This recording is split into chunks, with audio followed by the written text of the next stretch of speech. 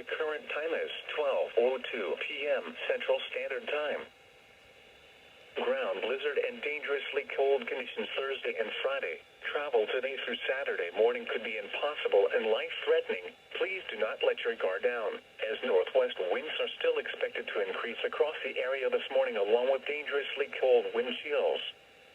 Widespread wind gusts of 35 to 45 miles an hour and near 50 miles an hour at times will cause significant blowing and drifting snow and make some roads impassable through the overnight hours.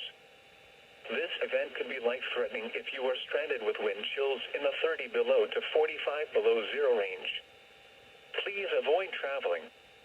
In addition, heavy snow remaining on trees from the last storm and strong winds arriving could result in tree damage and power outages as temperatures drop below zero. The following is a summary of watches, warnings, and advisories in effect. For west central Wisconsin, a winter storm warning remains in effect until 6 a.m. for the following counties. In Wisconsin: Chippewa, Dunn, Eau Claire, Pippin, Pierce, and St. Croix. A blizzard warning remains in effect until 6 a.m. Saturday for the following counties. In Wisconsin: Chippewa, Dunn, Eau Claire, Pippin, Pierce, and St. Croix. A winter storm warning remains in effect until 6 a.m. Saturday for the following counties. In Wisconsin: Barron, Polk, and Rusk.